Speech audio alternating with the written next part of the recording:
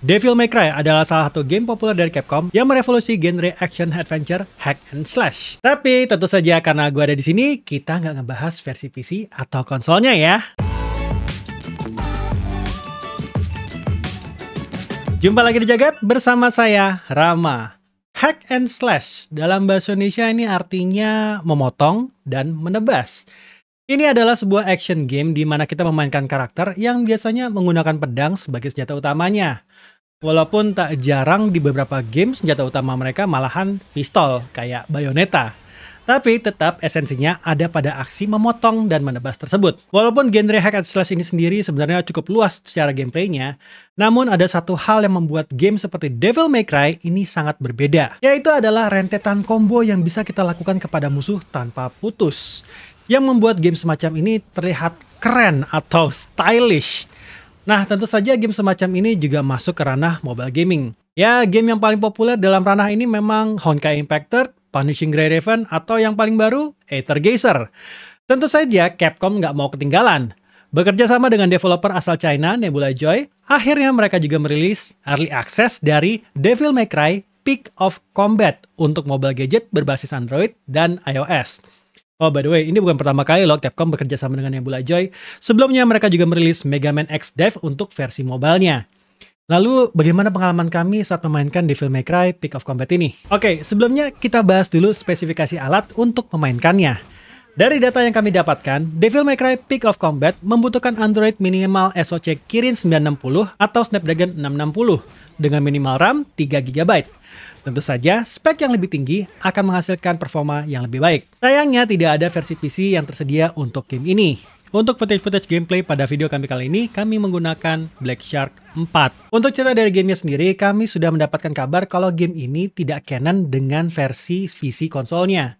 Atau simpelnya bukan bagian dari cerita utama Devil May Cry, walaupun menggunakan karakter-karakter yang sama. Berbeda dengan game gacha yang sejenis, ya ini game gacha, Devil May Cry Peak of Combat tidak menempatkan kita sebagai karakter pada game ini. Sebagai contoh, di Honkai Impact kita akan berperan sebagai Captain, dan di Aether Geyser kita akan berperan sebagai admin. Pada awal game kita akan langsung berfokus pada Dante dan Lady. Untuk visualnya, game ini tetap setia dengan originnya, di mana karakter didesain dengan cukup realistis. Walaupun di sini wajah Dante agak kelihatan cantik ya. Environment-nya pun di sini masih sangat terasa Devil May Cry-nya. Bisa dibilang DNA-nya game ini masih sangat-sangat Devil May Cry.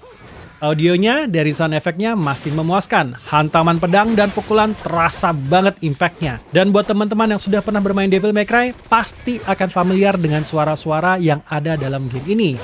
Untuk BGM-nya pun masih sama. Di beberapa bagian masih menggunakan musik dengan ambience yang sedikit spooky dan alunan musik rock yang menemani saat kita bertarung.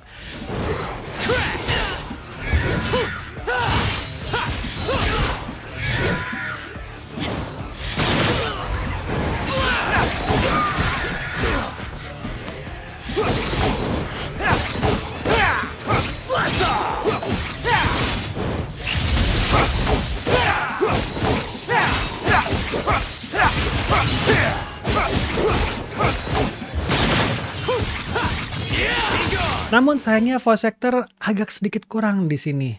Kami melihat suara yang digunakan di sini kurang soul-nya. Belum lagi percakapan dengan VO ini jarang sekali terjadi. Sejauh kami bermain, tiap cutscene yang kami dapatkan lebih sering dilakukan tanpa suara sama sekali. Membuat cutscene-cutscene-nya jadi terasa nggak berwarna dan sunyi sekali.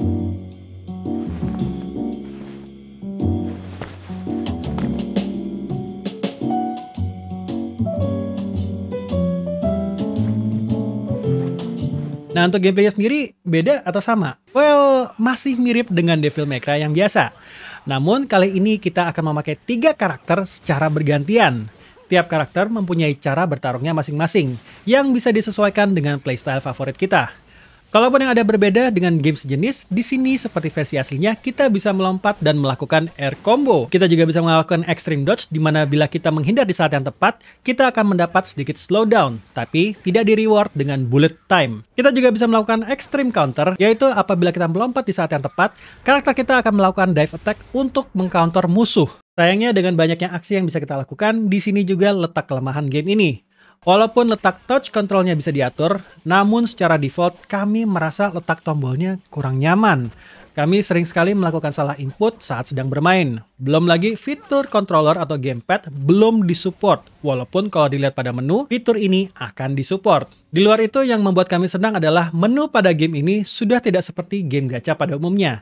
Kita bebas bereksplorasi di tempat-tempat yang sudah kita lalui, dengan basecamp kita bertempat pada sebuah bar. Di bar ini kita juga bisa berinteraksi dengan karakter-karakter yang berada di sana, untuk bisa lebih mengerti cerita dari gamenya. Lalu menu pengembangan karakternya bagaimana? Buat kami ini sudah cukup rapih dan gampang diikutin. Di sini untuk melihat karakter kita bisa masuk dalam menu karakter dan develop karakter. Kita bisa melihat info karakter yang di dalamnya kita bisa mengupgrade level, awaken, dan menaikkan tier karakter. Pada weapon, kita bisa mengequip senjatanya dan mengupgrade levelnya. Untuk card, di sini kurang lebihnya adalah equipan untuk karakter kita, yang berjumlah 4 kartu. Kurang lebihnya kalau di Honkai Impact itu stigmata kali ya. Lalu terakhir ada skill, di mana kita bisa mendevelop skill-skill dari karakter kita.